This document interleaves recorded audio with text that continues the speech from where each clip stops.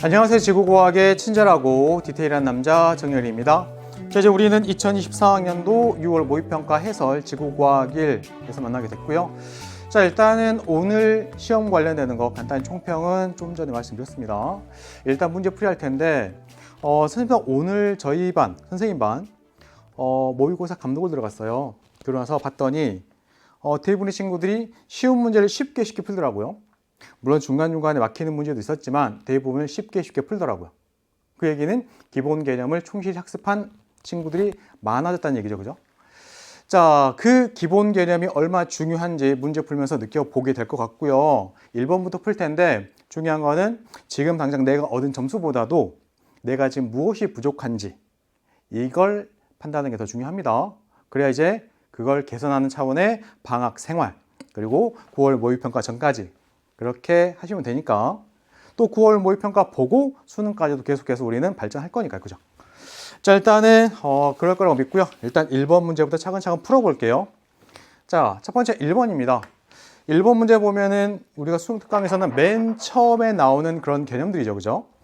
자, 문제 읽어보니까 다음은 판구조론이 정립되는 과정에서 등장한 이론에 대한 학생들의 대화입니다. A, B 학생이 있고요. 기역과 니은은 각각 대륙의 동설 그리고 해양적 확장서 중 하나래요. 자, 읽어보니까 기역은 과거에 하나로 모여있던 초대륙 판기아가 분리되고 이동하여 현재와 같은 수륙 분포가 되었습니다.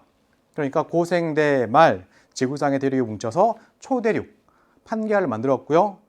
결국에는 중생대 접어들면서 지금부터 2억 년 전 이제 분리가 시작되죠. 그래서 결국 현재와 같은 수륙 분포가 되었습니다. 얘가 뭐예요? 얘가 지금 대륙 이동설. 그러니 A 학생은 안타깝게도 옳지 않습니다. 됐죠? 자, 이제 그 다음에 니은 볼게요. 해령을 축으로 해양 지각이 생성되고 이렇게 생성된 해양 지각은 양쪽으로 멀어집니다. 그러면서 해양자가 확장됩니다.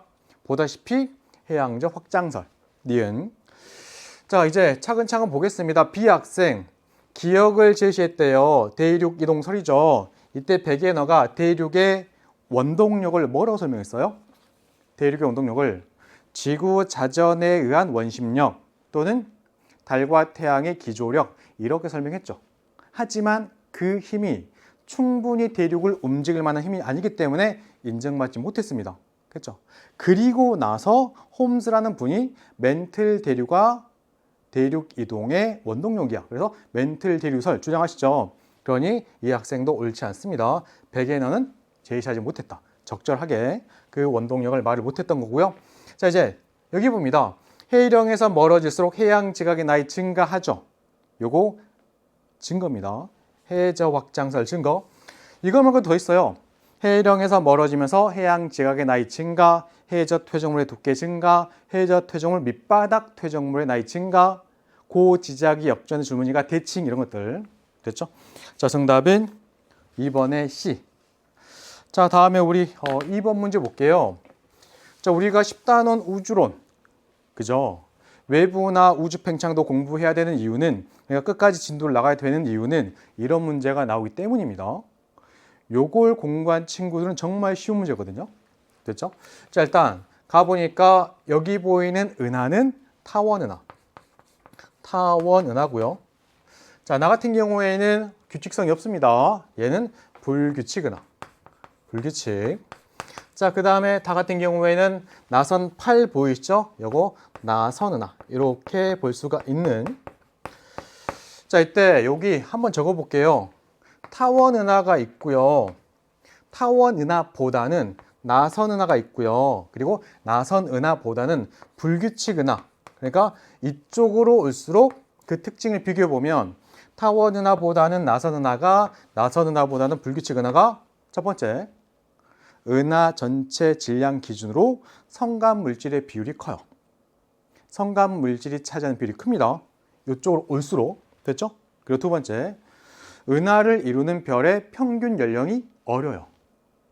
그 다음에 은하를 이루는 별의 평균 표면 온도가 높아요. 색깔은 주로 파란색 계열. 됐죠? 평균적으로. 자, 그 다음에 이것도 있죠. 색지수 값. 온도가 높은 아이가 색지수가 작다 그랬죠. 그죠? 이런 것들. 자, 그래서 볼게요. 자, 가는 타고는 납니까? 네, 가는 타고는 맞았고요. 그 다음에 은하를 구성하는 별의 평균 나이 물어보고 있습니다. 가하고 나를 비교하는데 가하고 나 중에 가가 많아요. 됐죠? 나가 적어요. 그러니까 가가 나보다 적다. 옳지 않죠? 자, 디귿 봅니다. 여기 나와 있는 은하의 이 구분은 허블이 보았을 때 가시광선 영역에서 관측되는 그 모양에 따른 분류죠. 진화랑은 관계가 없다 그랬죠? 됐죠? 정답 1번의 기억. 자, 다음 문제 보겠습니다. 여기는 3번 문제 같은 경우에도 우리가 연계 교재에 텍스트, 그러니까 앞에 본문에도 있었던 그림들이에요. 그죠? 문제로도 많이 활용했던 그 그림들. 자, 볼게요. 자, 저위도에서 고위도로 물이 흘러가는데 표층에 물이 흘러갑니다. 이때 표층에 흐르는 물은 고위도로 가면서 온도가 점점 낮아집니다. 됐죠? 낮아져요. 또한 이쯤 왔을 때 온도가 충분히 낮아지거나 또는 염분이 충분히 높아지면 결국 그 물의 밀도값이 충분히 커질 수가 있죠. 표층에서 밀도값이 충분히 커질 수가 있고 그럼 이 물은 가라앉기 시작합니다. 가라앉아요. 그리고 바닥 타고 쭉 갑니다. 또는 깊은 데를 쭉 지나가고 결국엔 돌아와요. 그죠? 표층에 흐르는 물의 흐름도 있지만 깊은 곳을 이렇게 흐르는 물의 흐름도 있습니다. 보셨죠? 자, 이때 여기에서 문제에서 A하고 B가 있는데 A가 지금 뭐예요? 얘가 표층에 흐르는 물의 흐름, 표층해류. B 같은 경우에는 결국에는 심층해류. 이렇게 줄 수가 있는 이렇게 두 가지 구분합니다. 자, 기억 볼게요. A 같은 경우 표층에 흐르는 물의 흐름 있죠. 이 흐름은 결국 에너지 수송합니까? 네, 수송합니다. 온도가 높은 물이 그 열을 가지고 에너지 가지고 고위도로 가면서 주변 대기에 열을 공급하죠. 됐죠? 그러니까 저위도에 남는 에너지 고위도로 수송하는 겁니다. 그러니 거기 있는 거 기억 맞았고요. 자, 니은 기억에서 해수가 침강합니다. 그렇죠? 이때 침강할 때 얘는 표층에 있는 이 물 같은 경우는 지금 온도가 낮은 물이에요. 온도가 낮은 물에는 기체가 잘 녹습니다. 그러니 대기 중에 산소를 많이 녹여가지고 있고요. 산소를 많이 가지고 있는 물이 가라앉아서 이동하다 보니까 결국 깊은 곳에 산소를 공급하는 역할을 해요. 되셨죠? 그래서 니은 맞았고요. 자, 디귿 봅니다. 평균 이동 속력은 얘는 매우 느리죠. 깊은 곳을 이렇게 흐르는 물의 흐름은 표층에 비해 매우 느립니다. 정답은 4번의 기억 니은. 자, 이제 그리고 나면은 우리 4번 문제. 4번 문제는 글이 좀 길긴 하지만 사실 핵심 개념은 간단합니다. 차근차근 한번 이쪽의 개념을 정리 한번 해볼게요. 우리가 퇴적암이 만들어지는 그 과정을 속성작용 이렇게 표현을 해요. 자, 그 상황을 우리가 이렇게 공부했었죠. 물의 표면이고요. 물속이고 물속 바닥입니다. 일반적으로 물 밑에 퇴적물이 쌓이니까 자, 퇴적물이 쌓여갑니다. 퇴적물이 쌓였어요. 그 위에 또 퇴적물 쌓입니다. 쌓였습니다. 그리고 또 퇴적물 쌓여요. 이렇게 퇴적물이 쌓이고 쌓여가다 보면 결국 먼저 쌓인 이 아래쪽 퇴적물은 위에 쌓이는 나중 퇴적물 때문에 눌려져요. 그렇죠? 눌려집니다. 결국 얘는 결국 다져지는 작용, 다짐 작용을 먼저 받아요. 다짐 작용 받습니다. 됐죠? 자, 이때 다짐 작용만 받아서는 퇴적하면 안 됩니다. 왜냐면 여기 있는 퇴적물이 결국 붙어져서 돌이 돼야 퇴적함 되는 거니까. 그러니 퇴적함이 되는 작용이 한 단계가 더 있습니다. 그게 무엇인가 하니 여기 퇴적물 같은 경우는 그 퇴적물 입자 사이사이에 공간이 있죠. 그죠? 공간. 이 공간들을 우리가 공극이라고 하는데 이 공극에 사실은 물이 차 있고요. 뭐 보통 물이든 지하수든 물이 차 있고요. 이 물 속에는 다양한 물질이 녹아 있어요. 그런데 시간 지나면 물 속에 녹아있던 그 물질이 화학적으로 결합하면서 결국 고체가 됩니다. 고체가 될 때 요 얘네를 같이 붙여주면서 고체가 돼요. 됐죠? 이런 작용을 교결작용, 그리고 붙여주는 물질을 교결물질. 일반적으로 교결물질에 석회질 물질, 규질 물질, 산화철 이런 것들. 간단히 시멘트 생각하면 돼요. 그죠? 시멘트 같은 거. 그런 역할을 하는 겁니다. 자, 이와 관련된 두 작용을 더해서 우리는 속성작용을 하는데 여기 보니까 그러면 쇠설성 퇴적암. 그러니까 쇠설물들이 결국 달라붙어서 쇠설물끼리 달라붙어서 퇴적암이 되었을 때. 참고로 우리 퇴적암에는 종류가 세 가지죠. 쇠설성 퇴적암, 화학적 퇴적암, 유력 퇴적암. 근데 이거는 지금 쇠설성 퇴적암. 아무튼 퇴적물들끼리 결국 달라붙는 과정에 결국 퇴적암이 되는데 그런 작용이 지금 속성작용입니다. 속성작용에 해당하는 것 중에 무엇을 설명하는 실험일까요? 이거잖아요. 자, 읽어볼게요. 크기가 다양한 자갈 모래 점토를 준비합니다. 그리고 원통에 집어넣습니다. 그러니까 그림상 이렇게 됐죠? 크기가 다양한 자갈, 모래, 점토 같은 거 넣습니다. 첫 번째. 자, 이제 그리고 나서는 컵에 아까 봤던 그 원통 말고 다른 컵이겠죠? 그 컵에다가 석회질 물질하고요. 물을 부어요. 그래서 석회질 반죽 만듭니다. 뭐 간단히는 뭐 밀가루 반죽일 수도 있고요. 느낌상. 또는 시멘트일 수도 있어요. 됐죠? 석회질. 일반적으로 우리 교결 물질과 관련된 아무튼 그런 역할을 하는 지금 반죽 만들었고요. 자, 이 석회질 반죽을 가의 원통에 붓습니다. 그리고 H 높이까지 채워요. 그리고 굳힌대요. 굳힙니다. 그러니까 지금 여기 부은 다음에 여기까지 채웠죠? 그리고 굳힌답니다. 이때 여기 석회질 물질을 부으면 그 물질이 결국 얘네를 만약 확대해 본다면 알갱이 있을 텐데 이 알갱이 사이에 그 물질이 들어가겠죠. 그렇죠? 아직은 굳기 전이지만 들어가겠죠. 그리고 시간이 지나면 굳는다고요. 됐죠? 그러면서 알갱이끼리 붙여주는 겁니다. 그럼 지금 이 실험 같은 경우에는 무엇을 확인하고 싶은 거예요? 알갱이끼리 붙여주는 작용, 속성작용 중에 교결작용을 확인하고 싶은 거죠. 교결작용, 됐죠? 자, 그러니 첫 번째 기억. 교결작용은 기억에 해당합니다. 붙여주는 석회질 반죽이 교결 물질 역할을 하는 거니까. 그래서 저기 기억 맞았고요. 자, 니은 볼게요. 퇴적물 입자를 단단하게 굳혀주는, 됐죠? 붙여주는, 결합시키는 그런 역할을 합니다. 교결 물질. 그래서 니은 맞았고요. 자, 디귿 봅니다. 단위 부피당 공극이 차지하는 부피. 그러니까 여기 그림에서 내가 뭐 요만큼의 부피만 떼왔대요. 똑같은 요만큼의 부피를 떼왔대요. 이때 입자들 사이에 공간이 있죠. 그 공극. 그 공극의 부피를 물어봅니다. 이때 얘네 같은 경우에는 자세히 보면은 알갱이 사이 공극이 있겠죠. 그렇죠? 빈 공간. 하지만 얘 같은 경우는 딱 보면은 그 공극, 원래 있었던 그 공극에 이렇게 원래 있었던 이 공극에 교결 물질이 이렇게 채워지고 결국 교결 물질이 고체로 돼서 이를 메꿔버립니다. 그렇죠? 그러면 공극의 부피는 여기가 작겠죠? 여기가 크겠죠? 됐죠? 그래서 디귿이 리을보다 크다. 정답은 5번. 자, 이제 다음은 우리 5번 문제 봅니다. 5번 문제 같은 경우에는 일단은 기본 개념이 대기대순환과 표층 해류가 들어갑니다. 아마도 이 문제 실수를 많이 한 친구들 있을 것 같아요. 실수로, 그렇죠? 자, 봅니다. 지구를 그리고요. 적도 30도, 60도, 적도 30도, 60도입니다. 여기가 적도고요. 여기가 30도 N입니다. 여기가 60도 N입니다. 됐죠? 여기가 30도 S입니다. 여기가 60도 S입니다. N하고 S를 잘 보셔야 돼요. 됐죠? 자, 이제 이 상태에서 선생님이 대기대순환을 그려볼게요. 자, 적도 부근의 공기는 온도가 높아요. 적도니까. 그래서 온도 높은 공기 위로 올라갑니다.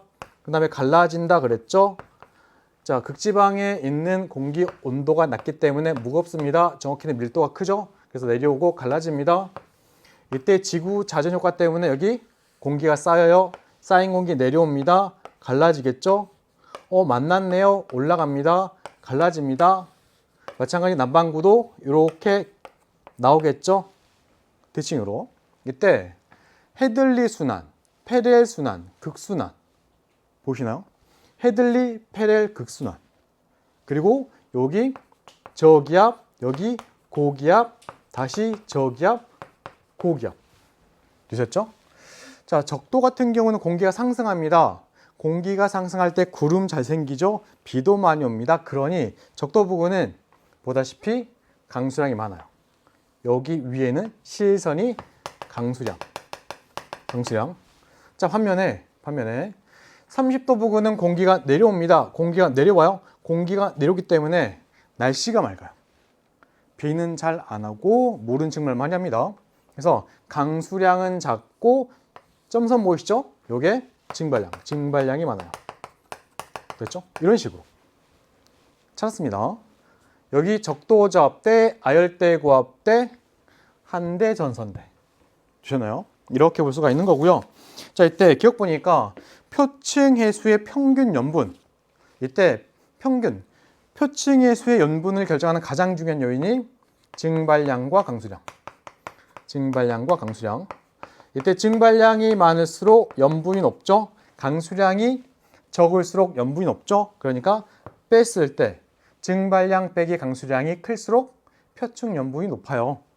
됐죠? 결국 여기가 표층 염분이 낮습니다. 여기보다 보시나요?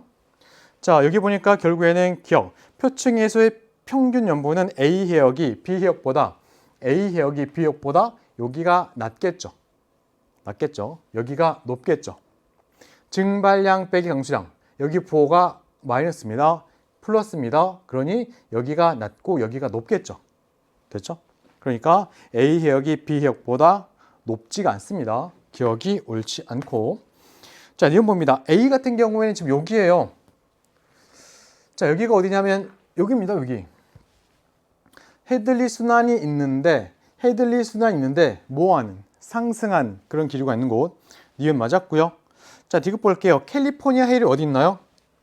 여기가 만약 태평양이면 이쪽에 우리나라 있고요. 여기 이웃나라 있고요. 그 다음에 여기 섬나라 있고요. 호주 있고요. 이쪽이 북미 있고 남미 있죠. 됐죠? 이때 캘리포니아 해류는 여기 있습니다. 여기 캘리포니아 해류, 북쪽도 해류, 쿠로시오 해류, 북태평양 해류, 캘리포니아 해류. 그러니까 지금 북반구 쪽이에요. 북반구 쪽이니까 여긴 남반구 쪽에서 여기라 그러면 안 되죠. 이쪽에 있어야 됩니다. 이쪽에. 그러니까 거기 있는 거 디귿 옳지 않습니다. 정답은 2번의 니은. 자, 이제 다음 문제 한번 볼게요. 자, 6번 문제고요. 6번 문제도 간단한 문제죠. 사실 기후변화의 요인 나왔을 때 이렇게 나오면은 쉽게 풀이할 수 있는 문제. 지구 기후변화의 외적인 요인 그 세 가지 가지고 물어보는 경우가 어렵었죠. 그죠? 일단 이것도 차근차근 해볼게요.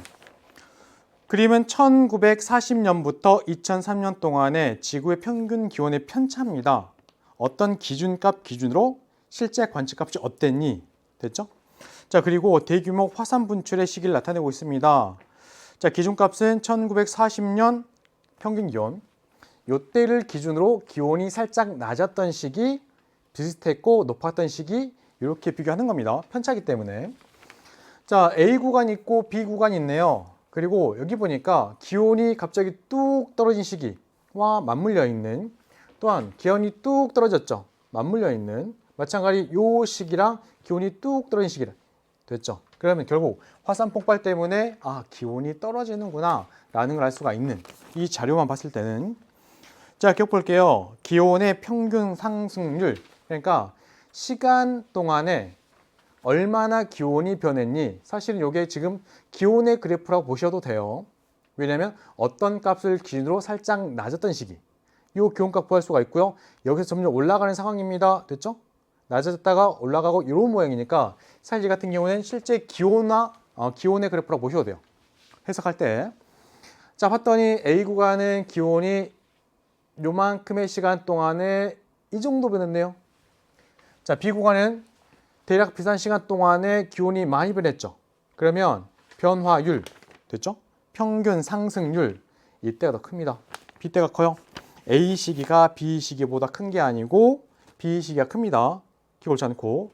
자, 화산활동 때문에 기후가 변했습니다. 이때 화산활동은 지구 기후변화의 자연적인 요인 중에서도 지구 내적인 요인입니다. 그죠? 지구 내적인 요인. 그래서 거기는 건 니은 맞았고요. 그리고 성층권에 도달한 다량의 화산 분출물은 결국 태양빛을 가로막죠. 그럼 지표의 기온이 떨어집니다. 되셨나요? 그러니까 지구의 평균 기온을 찾아보니까 떨어뜨리는 높이는 게 아니고. 자, 디귿 옳지 않습니다. 정답은 2번의 니은. 자, 이제 우리는 7번 문제 볼게요. 7번 문제. 7번 문제도 우리가 앞부분에서 공부하는 내용이다 보니까 많이들 맞췄을 것 같아요. 그렇죠? 많이 맞췄어야 되는데 일단은 마찬가지 한번 해볼게요. 문제에서는 마그마가 생성되는 A, B, C, 마그마가 생성되는 곳들입니다. 마그마가 생성되고 있고, 마그마가 생성되고 있고, 여기서 마그마가 생성되고 있고, 이때 여기 보이는 A 같은 경우에는 해양판과 해양판이 멀어지는 발산의 경계, 여기 해령 있죠, 해령. 그럼 A는 해령의 하부, 해령의 하부. 자, 이때 해령의 하부에서 마그마가 생성되는 원리는 그래프로는 이렇게 그립니다. 자, 여기에 지금 지하의 온도 그래프, 깊이에 따른 지하의 온도 그래프, 그리고 물이 포함되지 않은 멘틀의 용융 곡선. 이때 여기의 조건이 이렇게 변하면 마그마가 생성될 수 있습니다. 뭐예요? 깊은 곳에 있던 멘틀 물질이 위로 상승하는 과정입니다. 멘틀 물질 상승, 압력의 감소, 멘틀 물질의 부분 용융, 현무암질 마그마 생성. 됐죠? 이런 경우가 해령의 하부 열점에서 여기 지금 해령의 하부에서 결국 현무암질 마그마가 만들어집니다. 현무암질 마그마. 그랬죠? 자, 그 다음에 여기 C 볼게요. C. 자, C 같은 경우에는 보다시피 해고지나 해양지각과 해저터중으로 들어가고 있죠. 해양판이 섭입하는 과정에서 해양지각과 해저터중으로 들어가고 있는데 이때 해양지각과 해저터중물 속에는 함수광물이 있어요. 이때 함수광물은 안으로 들어가는 과정에서 결국 물을 뱉어냅니다. 물을 공급해요. 결국 그 물을 이렇게 연약권, 간단히는 멘틀에 물을 공급하죠. 그러니 여기에 물이 공급되는 상황에서 멘틀 물질의 용융점이 떨어져요. 그게 뭐냐면 그래프로는 이렇게 했던, 자, 물을 포함하지 않은 멘틀의 용융 곡선인데 이 멘틀에 물이 공급되면은 용융 그래프, 용융점 자체가 변합니다. 물을 포함하지 않을 때 용융 곡선, 물이 포함되었을 때 용융 곡선, 물이 공급되면 그래프가 이렇게 변해요. 그러면서 녹는다 그랬죠. 결국 물의 공급으로 멘틀 물질의 용융점이 떨어집니다. 그래서 멘틀 물질의 부분 용융이 발생합니다. 그 과정에서 마찬가지 현무암질 마그마 생성. 현무암질 마그마가 만들어집니다. 자, 이때 이렇게 만들어진 현무암질 마그마 스물스물 올라와요. 그렇죠? 스물스물 올라옵니다. 그리고 대륙지가 아래 붙었대요. 요때 얘는 현무암질 마그마. 현무암질 마그마. 이때 현무암질 마그마가 대륙지각에 붙으면 대륙지각은 어때요? 온도가 올라가요. 현무암질 마그마는 온도가 높습니다. 그러니 이 현무암질 마그마의 온도 때문에 대륙지각이 녹아버려요. 이때 대륙지각이 녹습니다. 만약에 그걸 그래프로 그리면 이제 여기다가 보다시피 이게 지금 온도 그래프, 그 다음에 물을 포함한 화강암의 용융 곡선. 자, 요 조건이 온도가 높아지면서 이렇게 선 넘어갑니다. 그래서 마그마 생기죠. 대륙지각의 용융으로 유문암질 마그마 생성. 됐죠? 결국 유문암질 마그마 생성될 수 있고, 또는 현무암질 마그마, 유문암질 마그마 섞어서 올라온다면 그 마그마는 안산암질 마그마. 그러니 B 같은 경우는 주로 언급될 수 있는 게 안산암질 마그마가 생성됩니다. 또 언급될 수 있고요. 또는 유문암질 마그마도 언급될 수 있긴 해요. 그림을 자세히 그린 경우에는. 그러니 비교해보면 이쪽은 현무암질 마그마가 만들어지는 거고 이쪽도 현무암질 마그마 생성. 여기는 주로 안산암질 마그마 또는 유문암질 마그마까지도 고려해 볼 수가 있는. 자, 보겠습니다. 먼저 기억. 생성되는 마그마의 SO2 함량을 묻고 있습니다. 요거는 52% 이하. 됐죠? 그 다음에 얘는 52에서 63. 63 이상. 그러니까 A가 제일 작죠. 그래서 A가 B보다 낮습니다. 기억 맞았고요. 자, 니은 보면은 A에서 주로 생성되는 암석. A 같은 경우는 현무암질 마그마가 만들어집니다. 얘네가 굳어지면 결국 염기성암이 생겨요. 염기성암. SiO2 함량이 52% 이하인 염기성암. 얘는 어두운색 암석. 됐죠? 염기성암에 속한 아이들은 현무암 또는 발암. 됐죠? 거기 보이는 유문암은 산성암. 유문암질 마그마가 굳어져야 만들어지는. 자, 니은 옳지 않고요. D급 봅니다. C에서 C 보이시죠?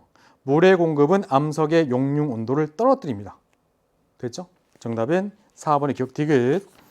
자, 다음 문제는 7번이고요. 7번 같은 경우는 자료 해석의 문제인데 8번이네요. 8번 같은 경우는 자료 해석의 문제인데 마찬가지 얘도 어렵진 않습니다. 많이 해봤던 자료 해석이고 차근차근 보니까 이렇게 되네요. 어느 해역입니다. 어느 해역, 하나 해역. 그 해역에서 두 시기, A시기, B시기에 측정했대요. 자, 이때 A시기 같은 경우에는 여기 있는 선이고요. A시기에는 표층 수온이 대략 이 정도. 그렇죠? 그리고 표층에는 그 물의 염분값은 여기 있습니다. 자, 이 시기에 이제 깊이 50m까지 들어가면은 그때 50m의 수온은 요값, 염분이 이렇게 100m에서의 수온과 염분 구할 수 있고요. 전부 다 구할 수가 있는 거예요. 그러니까 이 자료는 뭐냐면 어느 해역에서 표층에서부터 이렇게 들어가면서 50m, 100m, 150m, 200m 전부 다 수온과 염분 측정해서 전부 찍은 겁니다. 됐죠? A시기. 마찬가지 B시기도 똑같이 하는 겁니다. 차이점 뭐냐면 B시기는 표층 수온이 아까보다 낮네요. 표층 염분이 아까보다 크네요. 50m 갔을 때 50m 깊이까지도 온도가 크게는 변화가 없습니다. 100m까지도 온도가 크게 변화가 없죠. 그러니까 B시기 같은 경우에는 표층에서 출발해서 깊이가 점점 깊어질 때 50m까지 그리고 100m까지 수온이 거의 똑같아요. 됐죠? 이런 그래프. 그리고 이제 100m를 넘어가면서부터 수온이 떨어집니다. 떨어지고 있죠. 자, 그런 모습입니다. 자, 이때 우리가 할 수 있는 거 이게 수온 염분도고요. 자, 보다시피 수온이 낮아지는 방향이고 염분이 높아지는 방향인데 우리 해수의 밀도를 결정하는 가장 큰 요인 두 가지는 수온하고요. 염분이에요. 이때 수온이 낮을수록 밀도가 크다 그랬고요. 염분이 높을수록 밀도가 크다 그랬습니다. 그러니까 수온이 낮을수록 염분이 높을수록 밀도가 증가합니다. 등 밀도선이 이렇게 나와 있네요. 됐죠? 자, 이때 첫 번째 우리 기억봅니다. A 시기의 깊이가 증가할수록 깊이가 깊어짐에 따라 밀도값이 증가하죠. 밀도값 증가합니다. 증가하고요. 증가합니다. 됐죠? 밀도가 얼마나 증가합니까? 라고 물어본다면 표층에서부터 50m까지 가면서 밀도값이 요만큼 증가, 다음 50m 들어갈 때 요만큼 증가, 그 다음은 요만큼 증가, 그 다음은 요만큼 증가, 계속 증가하는 거예요. 이쪽 방향이 증가 방향이니까. 되셨죠? 자, 거기 있는 거 기억 맞았고요. 자, 니은 볼게요. 수온만을 고렸을 때 수온만, 표층 해수의 산소 기체 용해도. 이때 기체는 액체 녹는 그 정도가 온도만 고려하면 온도가 낮을 때 많이 녹아요. 그죠? 수온이 낮은 물에 기체가 잘 녹는다 그랬죠? 그러면 표층에서의 수온이 지금 B 시기에 더 낮죠? 그럼 B 시기에 더 많이 녹았겠죠? 그러니까 용해도는 A 시기가 B 시기보다 작습니다. 이유는 옳지 않고. 혼합층의 두께. 자, 표층에서부터 깊이가 깊어짐에 따라 수온의 그래프가 처음에 온도가 일정하고 낮아지고 일정합니다. 이때 온도가 일정한 이 물이 뭐예요? 얘가 혼합층. 혼합층. 표층에서부터 깊이가 깊어지는 상황에서도 온도가 일정한 층. A 같은 경우에는 표층에서부터 깊이가 깊어지면서 온도가 떨어지고 있죠. 그렇죠? 반면에 여기 보면 B 같은 경우에는 표층에서부터 100m까지 온도가 거의 일정하죠. 요게 혼합층이에요. 혼합층. 그러니까 혼합층은 A 시기가 B 시기보다 얇고 B 시기가 두껍습니다. 됐죠? 정답 1번의 기억. 자, 다음은 우리 9번 문제 봅니다. 9번 문제를 보면서 많은 친구들이 요거 쉽네. 그렇죠? 그렇게 생각했을 것 같아요. 쉽습니다. 자, 일단은 그림 가지고 풀름 구조론 설명 한번 드려볼게요. 자, 해양판이 이동해 가는 과정에서 해양판의 밀도가 점점 커져갑니다. 그리고 여기가 해구고, 자, 섭입해 들어갑니다. 해양판. 섭입해 들어가는데 처음에는 상부 멘틀과 하부 멘틀 경계에 머물러요. 그런데 계속 물질이 공급되다 보니까 요 부분의 밀도값이 점점 커져가는데 밀도값이 커지다가 충분히 커지면 이제 쑥 가라앉습니다. 이런 흐름을 주변보다 온도가 낮은 애가 오는 거니까 얘를 차가운 플룸, 차가운 플룸. 자, 이때 차가운 플룸이 내려왔습니다. 그러면 결국 어디선가는 유동에 의해서 밀려 올라갑니다. 이때 밀려 올라간 이 물질의 흐름은 주변보다 온도가 높은 애니까 이렇게 올라가는 걸 우리는 뜨거운 플룸, 뜨거운 플룸 이렇게 보는 거고, 뜨거운 플룸의 상승류가 있는 곳 어디엔가는 마그마가 생기는 지점, 열점이 있을 수가 있다고 그랬죠? 열점에 의해서 결국 화산활동이 일어날 수도 있네요. 열점은 뜨거운 플룸의 상승류가 있는 곳, 그런 곳에 있습니다. 자, 이때 차가운 플룸과 뜨거운 플룸 찾는 방법 뭐예요? 지진파의 속도 이용하죠. 그렇죠? 어떤 특정 깊이에서 지진파의 평균 속도를 기준으로 차가운 물질이 있으면 지진파의 속도가 빨라집니다. 지진파의 속도 편차의 부호가 플러스, 반면에 온도가 높은 뜨거운 플룸 있는 지역은 지진파가 지나갈 때 속도가 느려집니다. 지진파 속도 편차의 부호가 마이너스, 이걸 가지고 찾는 거예요. 됐죠? 이때 주의할 점. 요 경계가 뭐라고요? 이 경계는 외핵과 멘틀의 경계입니다. 그리고 뜨거운 플룸은 외핵과 멘틀의 경계에서 멘틀 물질이 올라오는 거예요. 기억나시죠? 다 했던 것들. 자, 기억 볼게요. A는 차가운 플룸입니다. 기억 옳지 않고요. 그 다음에 B에 의해서, B, 뜨거운 플룸 때문에 여러 개의 화산이 형성될 수 있죠. 뭐 간단히 여기 그림만 봐도 화산 뻥뻥뻥 터지면 여러 개의 화산섬 생기겠지만, 우리 열점 공부할 때 기억하는 거, 열점. 예를 들면은 마그마가 올라와서 뻥 터져서 이렇게 새로운 화산 생겼습니다. 이렇게 생긴 화산은 연약권의 움직임 때문에 판이 이동하게 되면 판과 함께 이동해서 여기가 있어요. 됐죠? 시간 지나서 또 마그마가 올라오면 뻥 터지면 새롭게 섬 생기죠. 또는 화산 생기죠. 얘는 또 이동이 갑니다. 그러니 여러 개의 화산들이 만들어질 수가 있는. 자, 그런 의미로 니은 말했습니다. 니은. 열점에 의한 화산활동 기억나시죠? 자, 그 다음에 디귿 볼게요. B는 내핵과 외핵의 경계가 아니고 외핵과 멘틀의 경계에서 멘틀 물질이 올라오는 거. 됐죠? 정답은 2번의 니은. 자, 이제 우리 10번 보겠습니다. 10번 문제. 10번 문제는 3점짜리긴 하지만 어렵지 않은 간단한 문제입니다. 얼마나 간단한지 한번 볼게요. 우리 온대저기압 정말 열심히 공부했는데 이렇게 쉽게 나올 줄은 몰랐지만 아무튼 나왔습니다. 온대저기압. 자, 그림은 요게 그림이죠. 그림은 어느 날 T1 시각, T1 시각입니다. T1 시각. 그 시각의 지상 1기도에다가 온대저기압 그렸고요.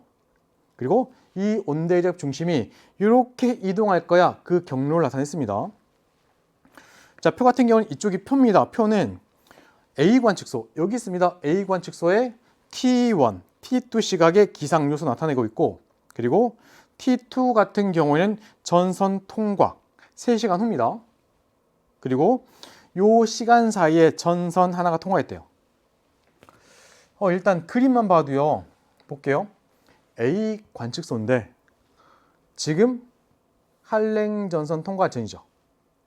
시간 지나 온대저기압 이렇게 갑니다. 그러면 전선 중에 누가 통과해야 돼요? 저기압 중심 여기까지 왔을 때 한랭이 이렇게 뾰족뾰족 그리겠죠. 결국 한랭 전선 지나가겠죠. 2시간 사이에 통과한 전선은 한랭 전선. 온대저기압 이렇게 한다고 했으니까 한랭 전선이 이제 통과해서 지나가겠죠. 이거예요, 그냥. 그래서 거기 있는 거 일단은 통과한 전선은 한랭 전선. 한랭 전선 통과하면서 기온은 어때요? 낮아졌죠? 바람은 남서에서 북서로 변했습니다. 우리 다 공부했던 내용들. 일반적으로 온난전선 통과할 때 기온 올라가고요. 대체로 바람은 남동에서 남서로 변다고 배웠죠. 남동에서 남서. 아무튼 얘는 한랭 전선 지나갔습니다. 이런 상황. 자, 이때 T1의 상황을 다시 한번 그려본다면 T1은요. 두 전선 사이예요. 사이. 만약 여기를 이렇게 쑥 단면 그리면 온난전선 그 다음에 한랭전선 사이입니다. 여기 단면이 우리가 많이 봤던 그림들. 지표면이 있고 위쪽에 찬 공기가 있습니다. 따뜻한 공기가 있습니다. 찬 공기가 있습니다. 찬 공기가 가고 있는데 따뜻한 공기 따라 잡으면 타고 올라갑니다. 올라갑니다. 그러면서 둘 사이에 전선면, 여기 온난전선, 땅바닥에는 동글동글 그리는, 여기 구름 생기죠? 충은형 구름 생깁니다. 여기 권충은, 고충은, 난충은 아래 이렇게 가는 비가 내려요. 자, 반면 따뜻한 공기 있는 곳을 찬 공기가 와서 따라잡았습니다. 그럼 얘는 파고들고 얘 들려 올려준다고 그랬죠. 그러니 이렇게 전선면 생기고 여기 전선 생겨요. 요거는 지표면에 뾰족 한랭연선. 공기 올라가는 속에 구름 생깁니다. 구름, 저군형 구름, 뭐 정란호 같은 거. 여기 소나기 내립니다. 이때 지금 여기 A는 뭐냐면 여기 있는 거예요. 여기. 요거 지우고 두 전선 여기 있습니다. 그렇죠? 그러니 볼게요. T1일 때, 이 상황일 때 A 같은 경우 요 상공에 전선면 없습니다. 전선면은 어디 있어요? 요게 전선면, 요게 전선면. 그러니까 여기 앞에 상공에, 한랭 뒤에 상공에. 됐죠? A 상공에는 없습니다. 기억 옳지 않고요. 자, 그 다음에 T1, T2 시간 사이에 지금 강수도 있었고요. 결국 한랭 지나갔죠. 그러면 결국에는 T1에 내가 여기 있던 상황에서 전선이 지나갔을 상황이니까 상대적으로 위치가 이렇게 변하는 거예요. 이쪽으로. T1일 때 나의 위치가 여기고 T2일 때 내 위치는 여기입니다. 상대적으로. 사람은 가만히 있고 전선이 가는 건데 그냥 요 그림에다 이렇게 상대적으로 위치만 바꾼 거예요. 아무튼 T1, T2의 상황입니다. 자, 그러니 T1, T2 사이에 A에는 저군형으로 관측되나요? 네, 저군형으로. 비가 옵니다. 그쵸? 저군형 안에 소나기 내리고 있겠죠. 그래서 니은 맞았고요. 자, 그 다음에 T1, T2 이 사이에 풍향이 이렇게 그랬습니다. 관측자가 여기 있을 때 일단은 남서풍이면 바람이 이렇게 불어요. 남서풍. 근데 바람이 북서풍으로 변했죠. 우리 풍의 변화. 이쪽에 와서 만약 손을 돌려보면 이랬던 바람이 이렇게 변했죠. 풍향의 변화. 기억나시나요? 풍향의 변화. 이렇게 돌려요. 이렇게. 요거 시계 방향. 풍향의 변화가 이랬던 바람이 돌았죠. 시계 방향. 그러니까 거기 있는 거 디귿 맞았습니다. 정답은 4번의 니은 디귿. 자, 11번 봅니다. 11번. 11번 같은 경우도 어렵지는 않은 문제. 상황을 이렇게 한번 해볼게요. 아마 이 지역에는 이런 일이 있었겠죠. 지하 깊은 곳에 차곡 이렇게 쌓여있던 지층이 있었나 봐요. 그런데 지하 깊은 곳에서, 그러니까 온도가 높은 조건에서 횡압력을 받으면 지층이 휘어요. 그죠? 그런 걸 습곡이라고 합니다. 습곡. 그러니 이렇게 휘어져서 습곡이 만들어지는 겁니다. 습곡. 됐죠? 자, 이때 먼저 습곡. 자, 이때 이제 이 지역이 위로 스물스물 올라옵니다. 융기. 그냥 간단히는 뭐 물이 있으면은 물의 표면, 수면을 이렇게 내릴게요. 됐죠? 이 지역이 융기하면서 결국 요 위쪽 부분의 일부가 지표에 노출되죠. 그럼 이제 얘네가 깎여져 나가요. 깎여져 나가고 기존에 있었던 애들의 돌 조각이 남는다고 그랬죠. 남습니다. 그리고 나서 얘가 쑥 가라앉으면 여기 있던 수면이 위로 올라가는 꼴이 되고 이 상태에서 물 밑에 토양을 쌓여요. 됐죠? 그러다 보니까 뭐가 생겼습니까? 부정한 면 생겼죠. 그래서 부정한 면이 만들어져요. 자, 이제 이 상태에서 결국에는 얘가 툭 끊어지고 오른쪽에 있는 단층면의 위쪽 상반이 밀려 올라가면 이렇게 되는 거예요. 습곡이 있었고 부정한 면이 이렇게 있고 결국 단층까지 만들어진 모습. 됐죠? 그러니까 이 지역은 먼저 습곡이 있었네요. 부정압이 있네요. 단층입니다. 이때 이 단층은 단층면의 위쪽 상반이 올라갔습니다. 역단층. 이런 모습을 볼 수가 있는. 자, 문제 봅니다. 단층은 역단층이니까 횡압력. 그래서 거기는 거 기억 옳지 않고요. 자, 습곡과 단층의 형성 시기 사이에 부정하면 만들어집니다. 니은 맞았고. 자, 이제 그 다음 내용이 요 아래에 있는 거고요. 디귿이고요. 자, 일단은 여기 보니까 이렇게 나와 있네요. 요거 보이시나요? 요거 확대하니까 이렇게 얘가 지금 건열입니다. 건열. 자, 건열 보니까 이 지역의 지층은 역전되지 않았습니다. 그쵸? 건열이 지금 이렇게 발견되고 있는 모습이죠. 건열이 지금 이렇게 발견되는 게 아닙니다. 이런 모습이니까 이 지역의 지층은 역전되지 않았고, 그러니 아래쪽에 있는 지층이 오래된 지층이에요. 아랫게 더 오래된 거. 왜냐면 퇴적물이 쌓이고 쌓여서 지층이 만들어지니까 아래에 있는 게 나이 제일 많은 지층. 그 나이 어리고 더 어리고 역전되지 않은 경우에. 됐죠? 자, 그러고 나면은 문제는 뭐냐면 X에서 Y로 가면서 각 지층의 경계를 통과할 때, 그러니까 여기 통과할 때, 여기 통과할 때, 여기 통과할 때, 여기 통과할 때 나이가 어떻게 되니? 이걸 묻는 거고요. 일단 나이가 제일 어린 애부터 적어본다면 얘가 지금 일단은 얘가 1번이죠. 나이 어린애. 그렇죠? 얘보다 나이 많은 애, 얘가 2번이죠. 얘보다 나이 많은 애, 얘가 3번이죠. 됐죠? 얘가 1번, 얘가 2번, 얘가 3번. 다시 가면 얘가 2번입니다. 이것도 지금 2번이에요. 2번입니다. 3번 있고 2번 있고 1번 있고 휜 거니까. 되죠? 얘가 나이 제일 많은 애, 그 다음 아이들. 근데 얘랑 얘가 똑같습니다. 됐죠? 이렇게 휘어있는 상황인데 밀려 올라갔죠. 여기 있어야 되는데 밀려 올라간 겁니다. 그러면 볼게요. 여기에서 여기 넘어갈 때는 나이가 증가합니다. 증가. 이제 얘에서 여기 넘어갈 때 나이가 어려지죠. 여기 또 어려지죠. 여기 넘어갈 때 이제 나이 많아지죠. 나이가 증가합니다. 감소합니다. 증가합니다. 됐죠? 나이가 증가, 그 다음에 감소, 증가. 디귿 말했습니다. 정답 5번의 니은 디귿. 이렇게 풀 수가 있는. 나이 제일 많은 3번, 그 다음은 2번, 얘도 2번, 나이 제일 어린 애 얘 1번. 나이가 많아졌고요, 어려졌고요, 많아집니다. 증가, 감소, 증가. 됐죠? 증가, 감소, 증가. 5번. 자, 이제 다음 문제 보겠습니다. 다음 문제는 12번이고요. 12번은 마찬가지 어렵지 않은 거. 자, 한번 해볼게요. 12번. 자, 문제에서는 그림은 주계열성입니다. 주계열성 가나 주고 있고요. 딱 보는 순간 주계열성의 내부 구조인데 왼쪽 같은 경우는 중심 핵 있고 에너지가 복사 형태로 복사층, 대륙 형태로 대륙층. 얘는 별의 질량이 태양 질량의 2배보다 작은 경우. 됐죠? 태양도 여기 들어갑니다. 반면 대륙 핵이 있고 복사층이 있대요. 별의 질량이 태양 질량의 2배보다 큰 주계열성의 내부 구조. 일단 이게 먼저 떠올라야 되고, 그리고 나서는 가나는 각각 태양 질량의 1배와 5배래요. 그럼 얘가 태양 질량의 1배, 얘가 태양 질량의 5배 이렇게 돼요. 되셨죠? 자, 그러고 나서는 묻고 있습니다. 질량은 가가 나보다 작다. 가가 나보다 작아요. 기억 맞았고.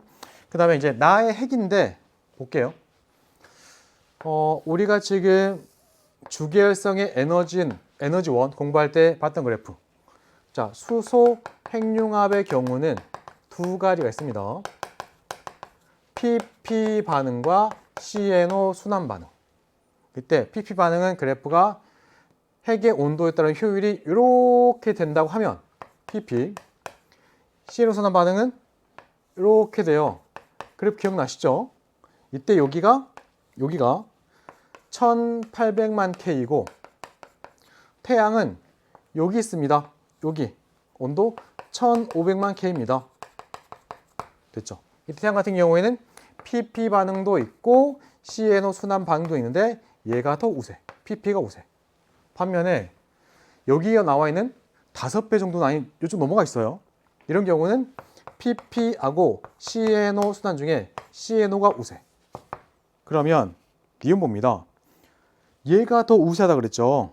그러면 CN5분의 PP를 물어보니까 얘가 더 크죠. 분모가 큽니다. 그럼 요 값은 분모가 크니까 1보다 작아야 돼요. 되죠? 이게 맞았고. 자, 디귿 보기가 곤란했던 친구들, 그래서 연계교재는 그래프 잘 보셔야 됩니다. 문제 풀 때만 보는 건 아니고요. 문제가 아닌 본문도 잘 보셔야 됩니다. 그리고 문제에서 자료도 잘 보셔야 돼요. 그래서 반복 중요한 거고, 기억나셔야 되는데, H차트상에서 이게 지금 주기혈성, 태양정도 주기혈성, 태양정도 질량하는 주기혈성, 여기는 5배 정도 질량하는 주기혈성이라고 할 때 얘네 넘어가면 이쪽으로 넘어가요. 거성 쪽으로. 이때 태양은 대체로 이쪽 방향으로 가죠. 물론 이렇게 나타나긴 하지만 간단히 그 방향만 본다면 이쪽 방향으로. 그렇죠? 반면에 질량 큰 주기혈성은 대체로 옆으로 갑니다. 옆으로. 이렇게. 그러니 우리 절대 등급의 비교는 그 크기, 그 차이는, 그 변화 정도는 얘가 더 커요. 그렇죠? 얘가 더 큽니다. 누가 더 커요? 가가 더 커요. 그러니까 절대 등급의 변화 폭 같은 경우는 가가 나보다 큽니다. 정답은 3번의 기억니은. 그러니까 지금 질량이 작은 애는 위쪽 방향, 질량이 큰 애는 대체로 옆쪽 방향, 얘는 약간 대각선 쪽이에요. 이걸 먼저 기억하고 있으면 요거는 그렇게 풀 수가 있는 문제. 이쪽이 절대 등급도 많이 보셨죠? 얘 태양 대략 얼마? 얘는 대략 뭐 4.8, 간단히는 5, 이런 것들 숫자를 다 보셔야 됩니다. 거성은 대체로 얼마에 걸려요? 거성은 0에 걸려요. 마이너스 5는 초고성, 이런 것들. 그래서 HR도 공부할 때 그 수치들 기억나시죠? 그걸 활용하면 충분히 풀 수 있는 문제들. 그러니까 얼마나 자주 봤냐가 사실은 지구과학에서 제일 중요합니다. 자, 이제 다음 문제 13번 보겠습니다. 13번. 자, 이 문제 같은 경우는 태풍 관련된 문제고요.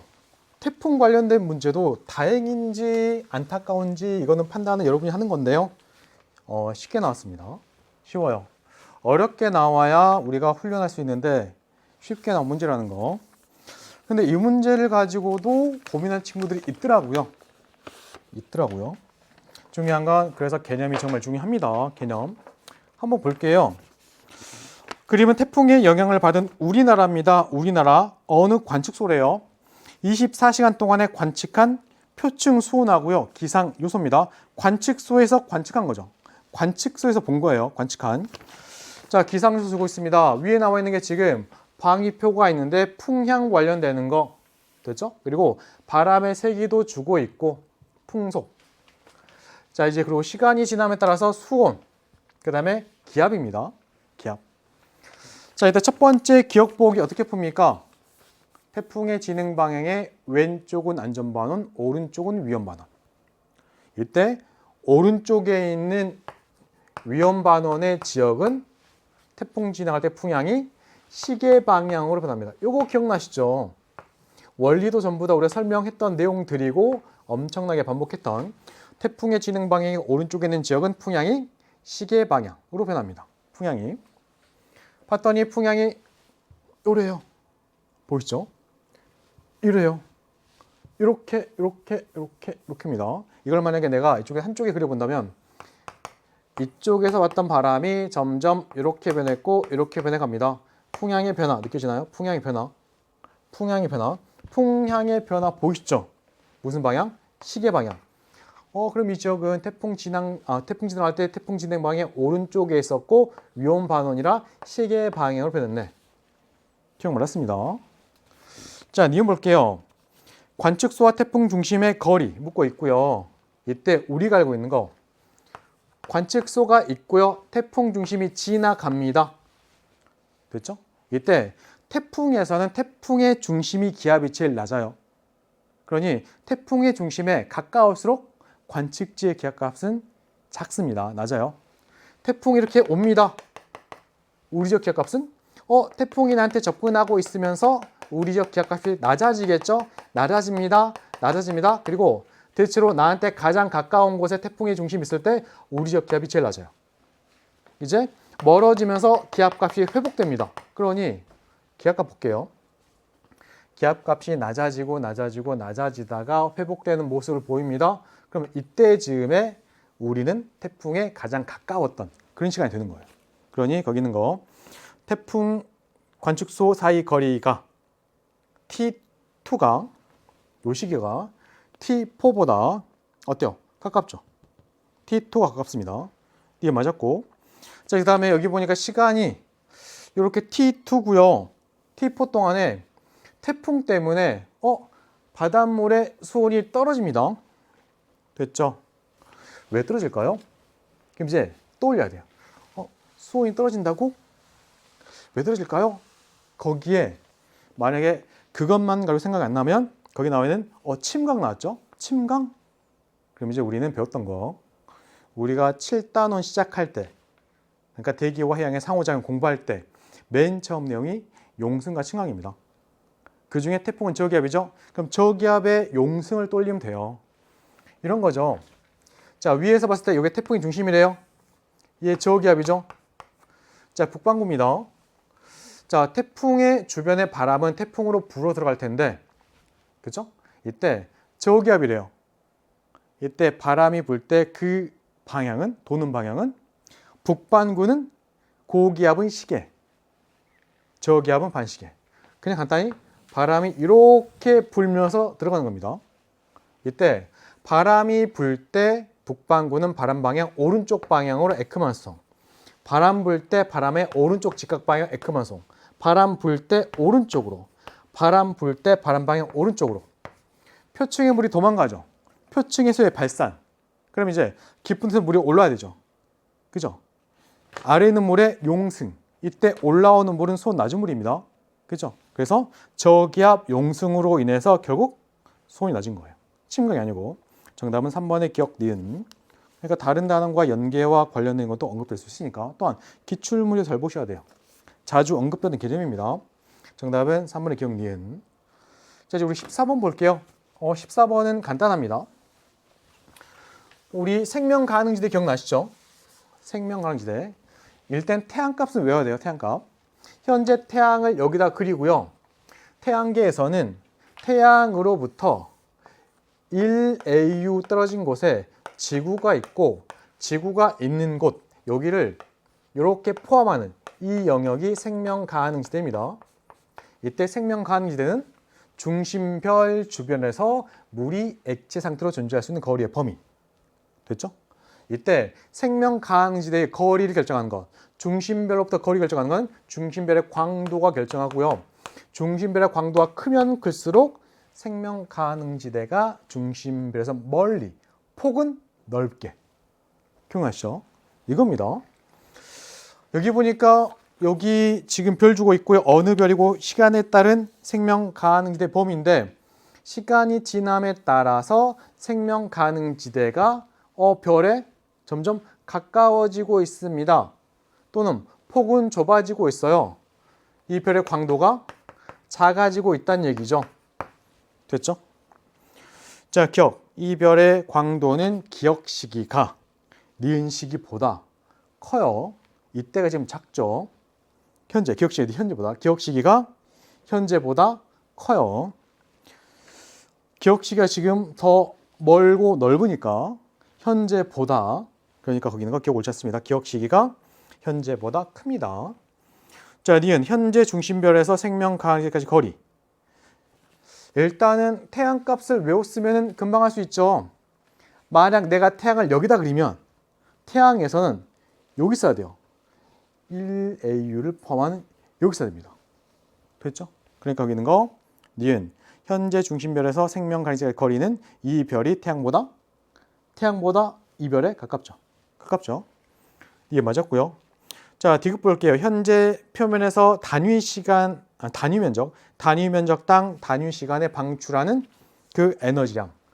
요걸 우린 E라고 씁니다. E.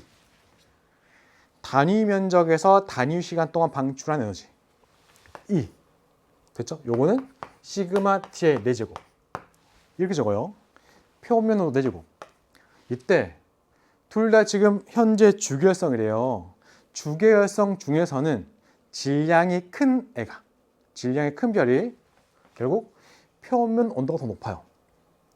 됐죠? 광도도 더 커요. 현재 광도 보니까 태양이 더 크죠? 태양과 이 별 모두 주객성입니다. 태양이 광도가 더 커요. 이 별보다. 태양이 광도가 더 크네. 태양이 질량이 더 크구나. 태양이 표면 온도가 더 높겠네. 그럼 태양이 이 값도 크겠죠. 그죠? 그래서 이 별이 태양보다 작습니다. 정답은 4번의 니은 디귿. 자, 다음 문제는 15번이고요. 15번은 마찬가지 어렵지 않은 문제. 우리가 많이 봤던 겁니다. 만약 틀렸다고 한다면 끝까지 못 갔던 친구들, 그죠? 끝까지 진도 못 나간 친구들, 그런 친구들이 대부분일 것 같아요. 그래서 우주론 절대 포기하면 안 돼요. 자, 일단 우리 우주의 구성 요소 3가지. 첫 번째 보통물질, 두 번째 암흑물질, 세 번째 암흑에너지. 이때 물질은 우주가 팽창하는 과정에서 물질의 총량은 그대로니까 우주가 팽창하면서 밀도가 감소합니다. 그래서 밀도가 감소하는 얘하고요. 얘, A씨는 물질이에요. 물질. 그 중에 그 양이 더 많은 게 암흑물질. 여기서 암흑물질입니다. A는 암흑물질. 그 다음에 C는 보통물질. 이렇게 보통물질. 반면에 우주가 팽창해도 밀도값이 일정한 P. 여기 지금 뭐냐면 얘가 암흑에너지.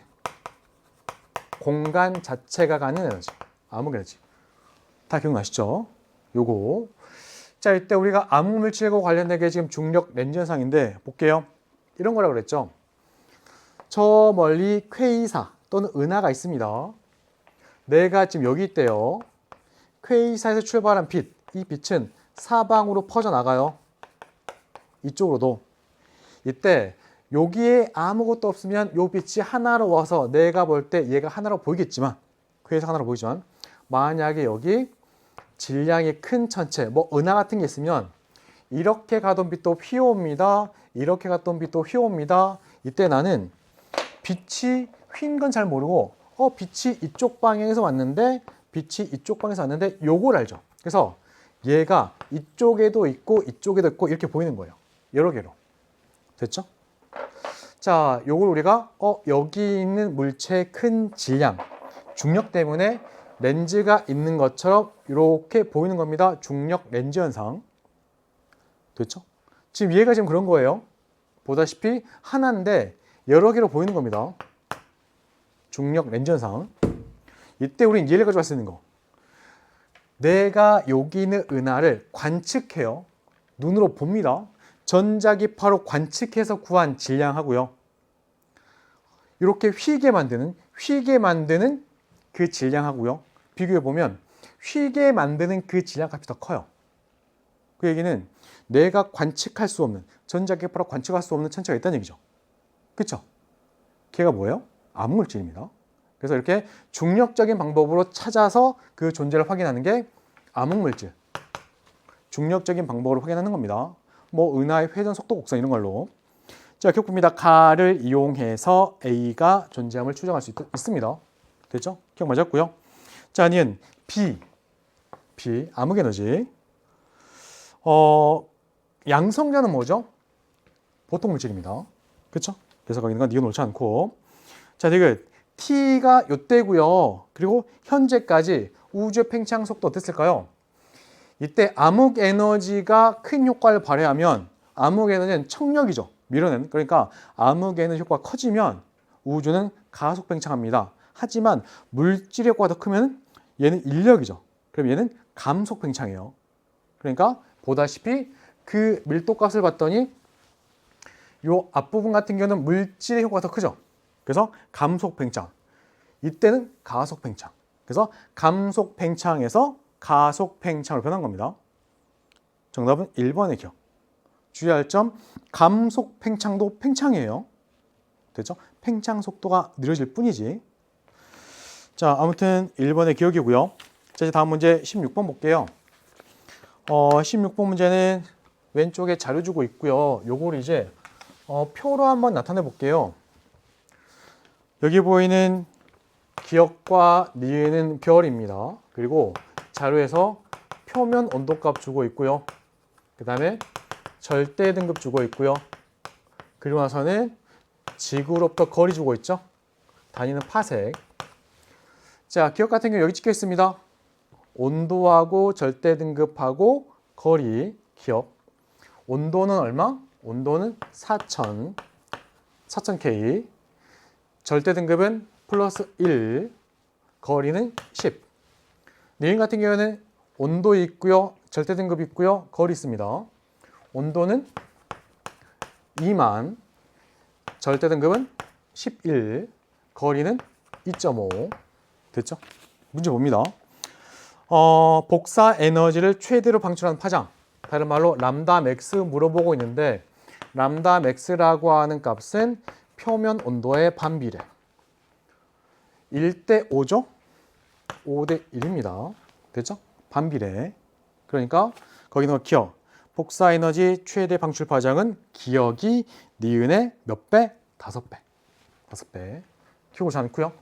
됐죠? 기억은 옳지 않고. 자, 이제 니은 갑니다. 니은. 별의 반지름.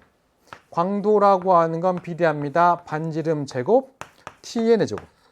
그럼 반지름이라고 하는 값의 제곱은 비례합니다. t의 4제곱 광도. 광도. 그럼 반지름 결국 결정하는 건 뭐예요? t의 제곱에 루트 L. t의 제곱분의 루트 L. 되셨죠? 자, 이때 기억은 니은에 비해 어떤가요? 자, 반지름의 b. 요 R값이라고 할 때 R값은 몇 배입니까? 물어보면은 자, 일단은 표면 온도는 기억이 니은의 5분의 1이죠? 5분의 1의 제곱 분의 광도는 10이 작죠. 절대 등급이죠. 절대 등급이 10이 작죠. 절대 등급이 작다, 광도가 크다. 됐죠? 절대 등급 작은 애가 광도 큽니다. 이때 광도하고 등급의 관계. 5등급 차가 100배예요. 그쵸? 5등급 작은 게 100배 밝은. 10등급 차면 100 곱하기 100이니까 만배입니다. 만배. 그러면 여기다가 루트 만 하면 돼요. 해봅니다. 위에는 100 나오고요.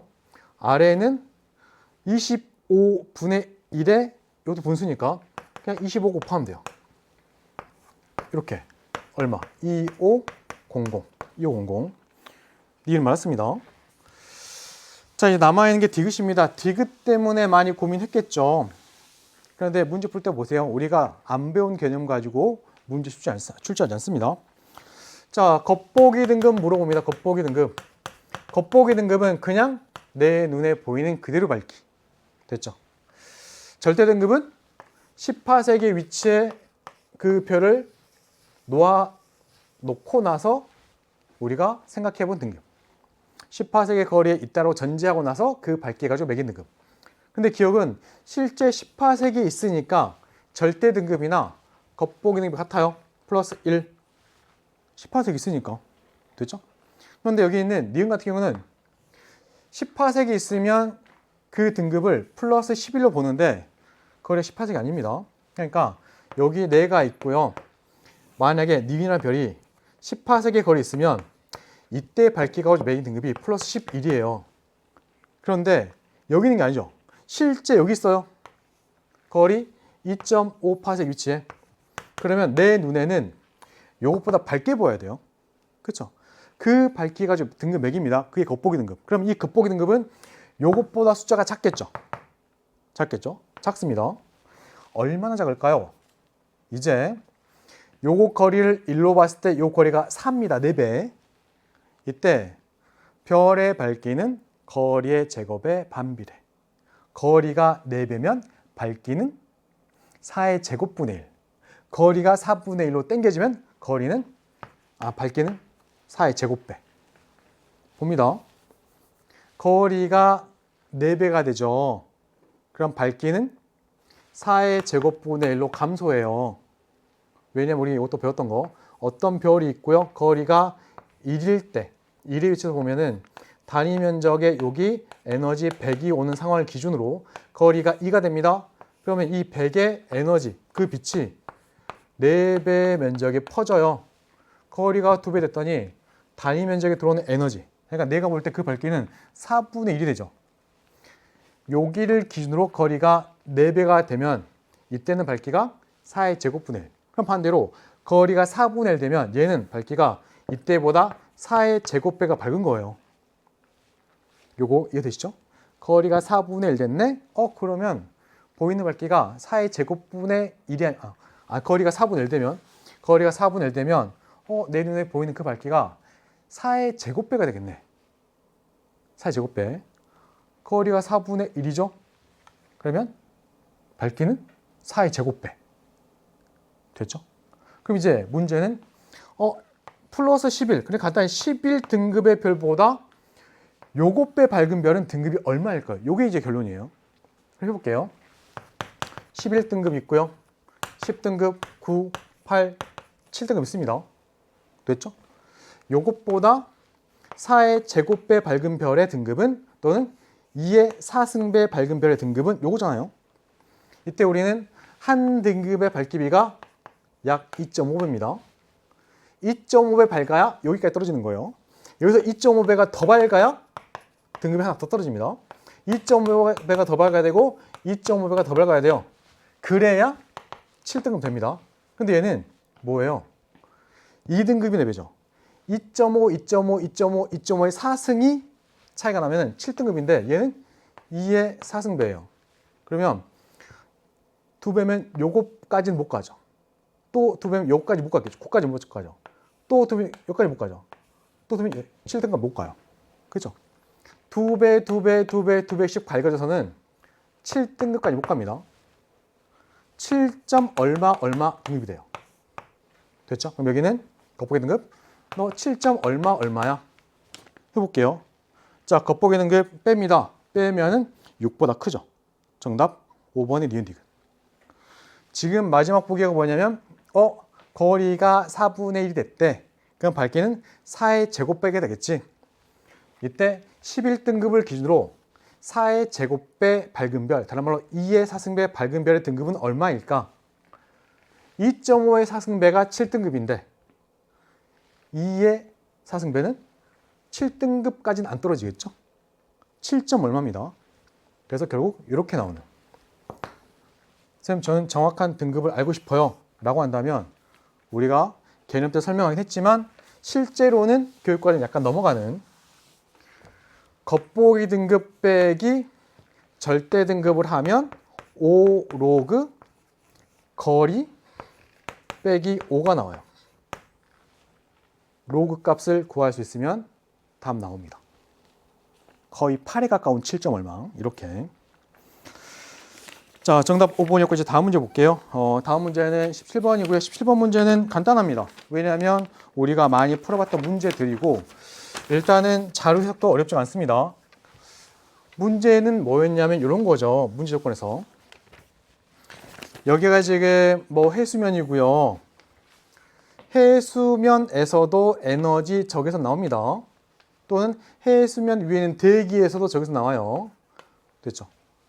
결국 이렇게 적외선이 나온대요.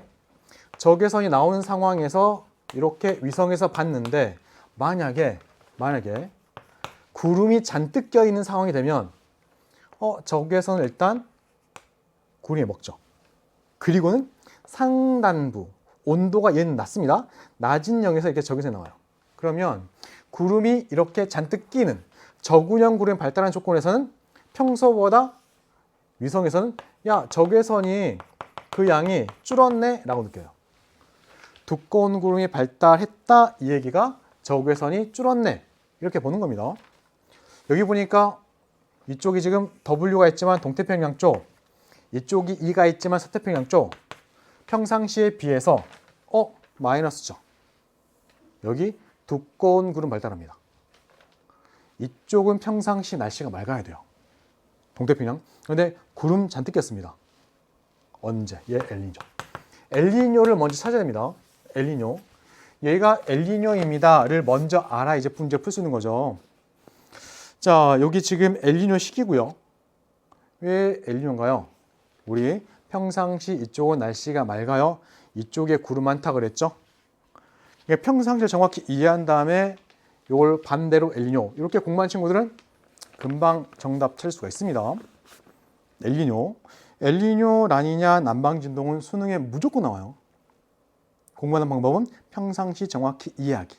그리고 기출문제 보면 이런 것도 있고 수온 약층의 깊이, 따뜻한 물의 두께, 해수면의 경사, 해수면의 높이 변화 다 물어봅니다. 이런 것들. 아무튼 엘니뇨 상황입니다. 자, 엘니뇨 때 평상시 날씨 맑은데 비가 많이 옵니다. 홍수 발생. 평상시 비가 많이 오는데 비가 잘 안 와요. 가뭄 발생.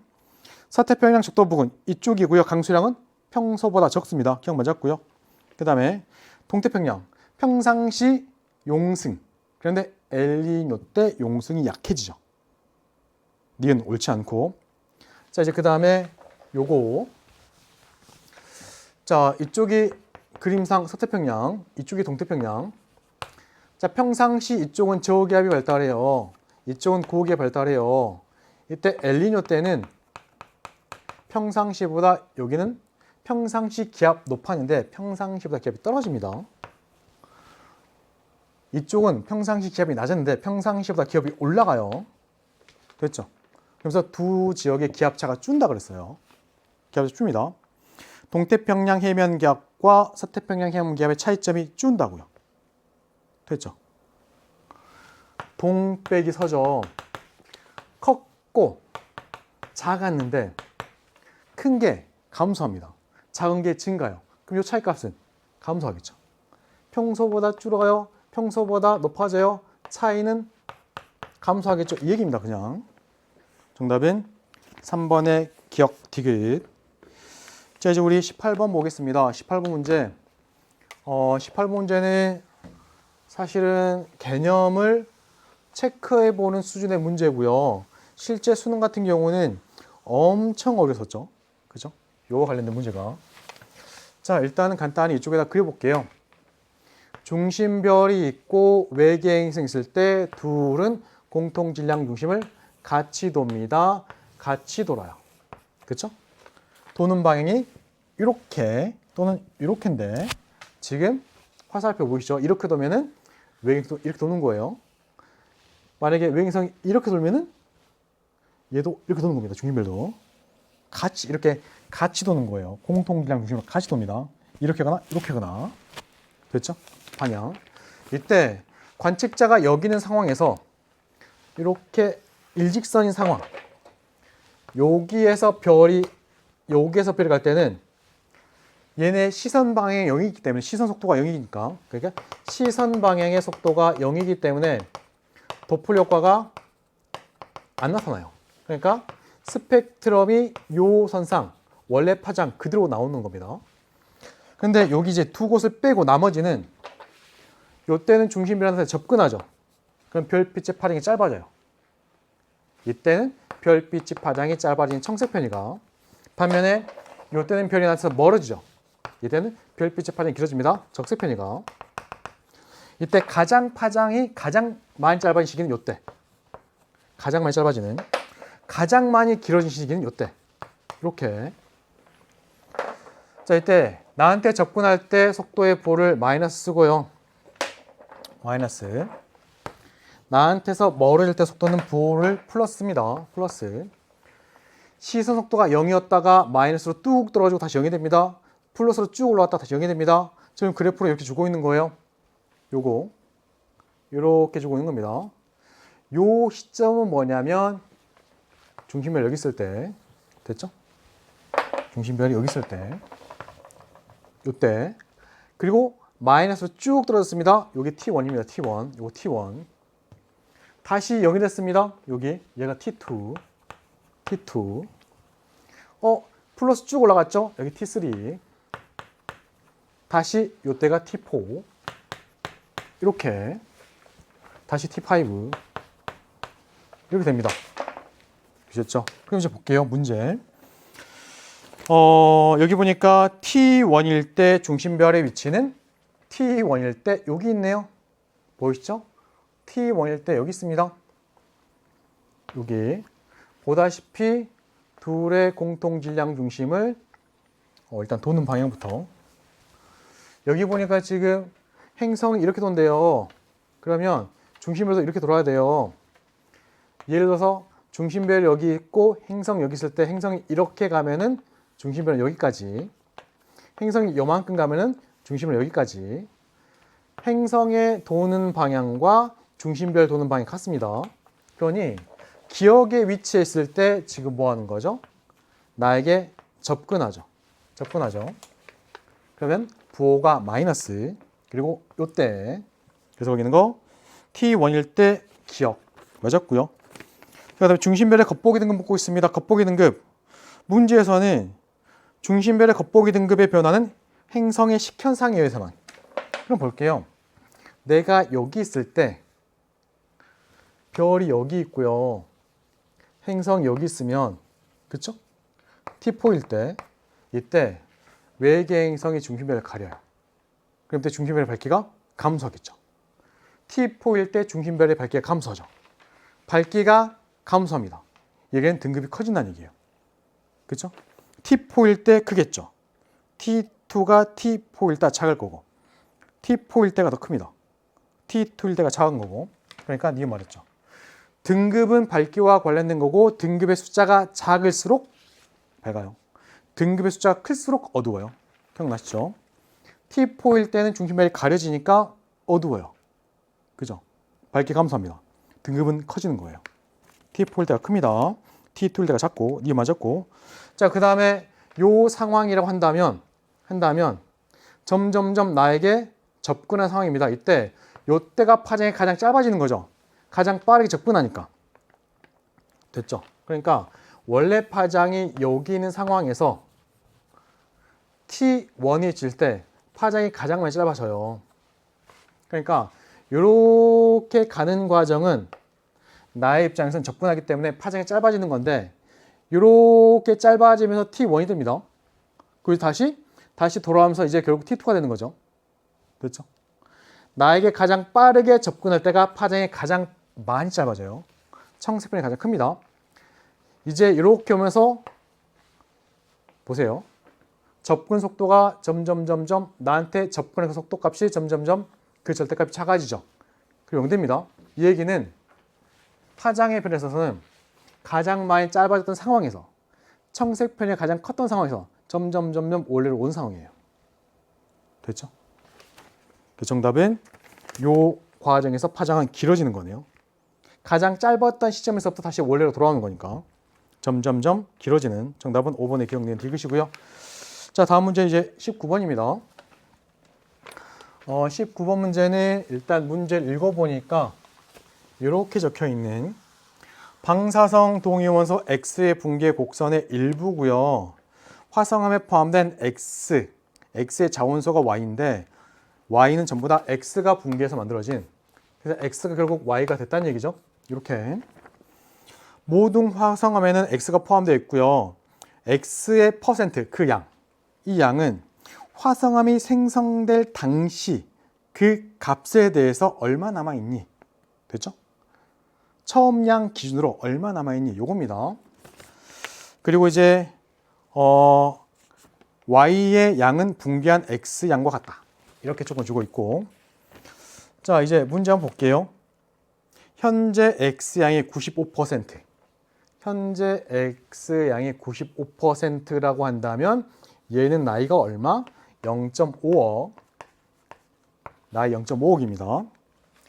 어쨌든 우리 배웠던 거, 고생대 시작은 5억 4천만 년 전, 중생대 2억 5천만 년 전, 신생대 6,600만 년 전, 간단히 0.66억 년 전 됐죠. 그러면 요 시기는 신생대 시작 시기보다는 최근 쪽이죠. 그럼 얘는 신생대에 포함됩니다. 신생대. 속시식물 출현 언제예요? 속시식물은 중생대 백악기 때. 그러니 이미 이때는 속시식물이 지구상에 존재했었죠. 그래서 기억 말했습니다. 자, 그 다음에 니은 봅니다. X의 반감기 묻고 있고요. 자료에서는 이 정도. 처음 양을 100으로 봤을 때 100에 75%. 그러니까 4분의 3 남아있게 된 시점이 3억이죠. 이때 우리 배웠던 거 그래프 잘 보라고 말씀드렸습니다. 100에서 출발해서 방사성 원소는 감소할 텐데 감소하는 그래프가 직선이 아니고 곡선입니다. 그쵸? 이때 50%를 잡으면 여기까지가 반감기, 여기가 절반 50%일 때 반감기. 이때 100하고요, 100 절반하고요, 그 사이가 지금 75% 또는 4분의 3인데 여기까지 걸린 시간은 반감기의 절반보다 작다 그랬죠. 여기를 이는 직선이면은 요 시기가 딱 절반이겠지만 곡선입니다. 초창기에 이렇게 훅 그 수치가 주는 거예요. 됐죠? 보니까 요거랑 얘는 다르죠. 그러니 요게 지금 여기까지 3억입니다. 그러면 3억보다 더 긴 시간이 지나 반감기예요. 그러니 거기 있는 거 6억 년보다 깁니다. 요거 그래프 요거 이해하셔야 되고, 자 이제 그 다음에 디귿 봅니다. 디귿. 중생대에 생성된 모든 화성암에서 현재 그 값 묻고 있습니다. 현재 값. 일단 중생대라고 한다면은 시기가 여기 보는 것처럼 지금으로부터 2억 5천만 년 전부터 6,600만 년 전 그 사이 시기래요. 그렇죠? 사이 시기. 이때 2억 5천이 지금 여기 찍혀 있습니다. 여기. 요때 여기 보이는 78%에. 자, 이때 우리가 묻고 있는 건 뭐냐면 y분의 x예요. 자, 시간이 지나면 지날수록 요 x는 감소할 거고 y는 증가합니다. 그럼 요 값은 점점 어떻게 돼요? 점점 작아지겠죠. 시간이 지날수록 점점 작아지는데, 그렇죠? 중생대라 하면 지금 요 시기니까 요게 전부 다 그 값이 문제에서는 4보다 클까요? 그러면 아주 오래전 요거가 한번 해볼게요. 얘도 그런지, 그렇죠? 얘 2.5입니다. 여기 찍혀 있고요. 이때 지금 x가 78이래요. 그러면 78 그리고 나누기 100에서 78 빼니까 20입니다. 요 값 구해보면은 얘는 4보다 작아요. 그러니까 4보다 작은 애도 있네요. 그죠? 4보다 작은 애도 있습니다. 과거로 거슬러 올라가다 보면은 점점 작아지는데 요때는 이미 4보다 작은 그런 값을 갖게 되는, 정답은 3번의 기억 니은입니다.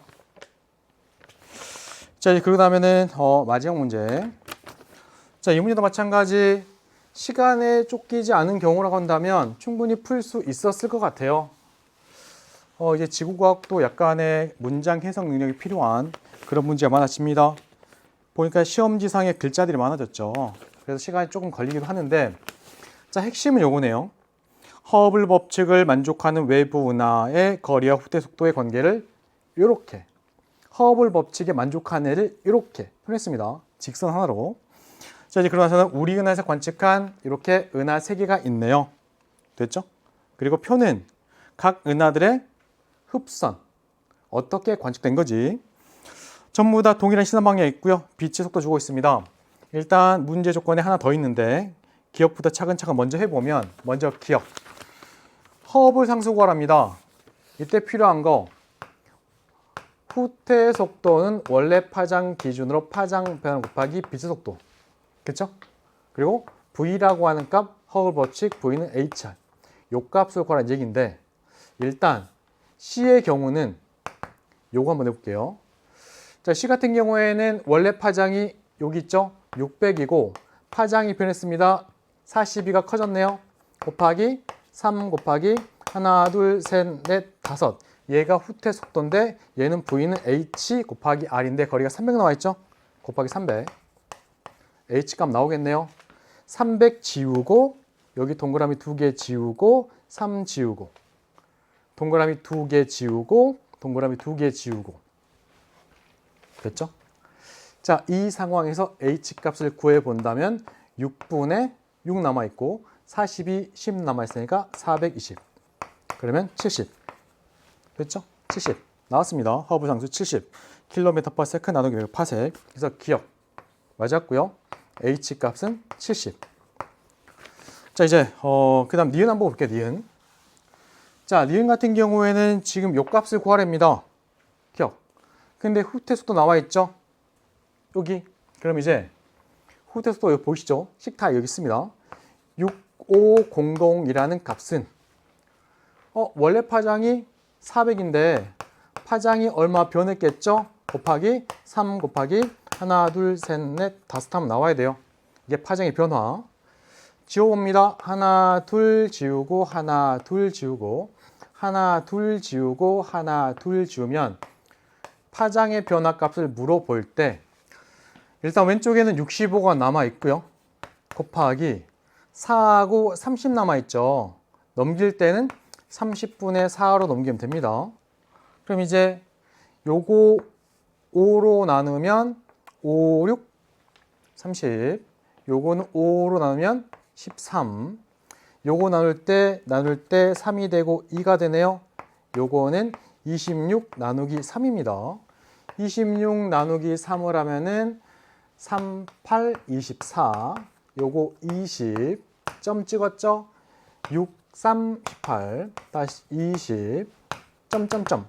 8.666 나옵니다. 8.666. 요 값이 8.66.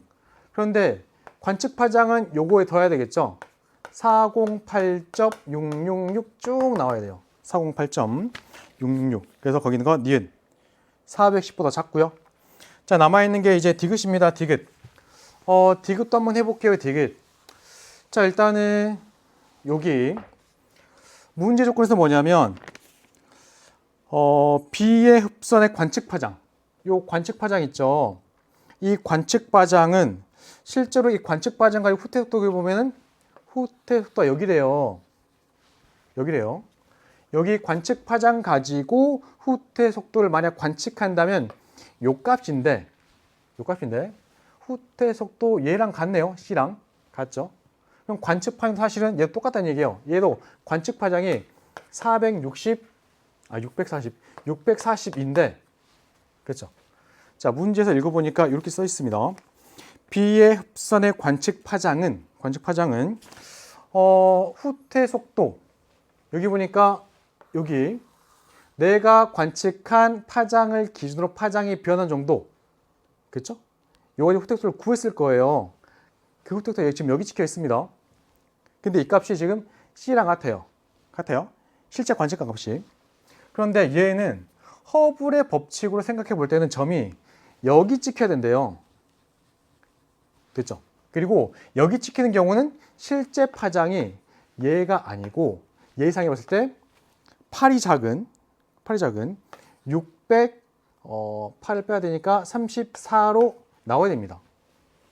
그리고 요거요. 읽어보니까 B의 흡선의 관측 파장은 허블의 법칙으로 예상했을 때보다 팔이 더 긴 거예요. 원래는 이 정도 파장이어야 되는데 이 정도 파장으로 관측되다 보니까 관측 후퇴 속도가 요게 나온 거잖아요. 뭐지? 예상하고 좀 차이가 있네? 됐죠. 결론은 원래 B라고 하는 건 이 정도 거리만큼 떨어진 은하라서 이 정도 파장으로 보여야 되고 이 정도 후퇴 속도를 가져서 여기에 만족해야 되는데 웬걸 관측해 보니까 파장이 더 길어서 후퇴 속도가 크게 찍히네? 얘랑 똑같게? 지금 이 얘기입니다. 거기 나와 있는 마지막 문장을 잘 이해해야 돼요.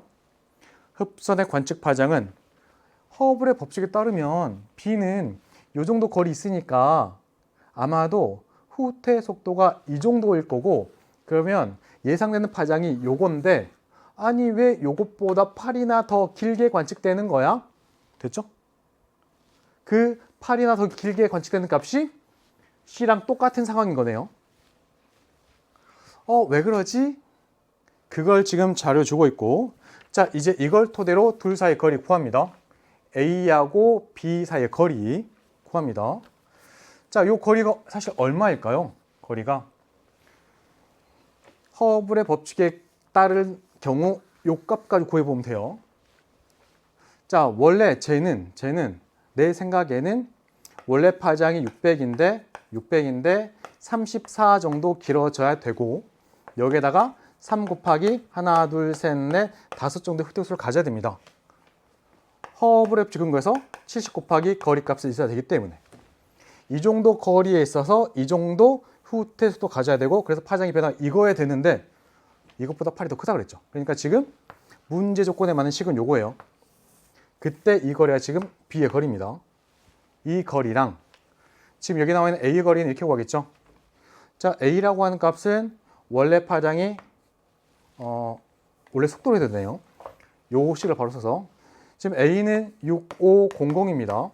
요게 지금 요거는 요게 A의 거리, V는 HR, V는 HR, 요 A의 거리, 요거는 B의 거리.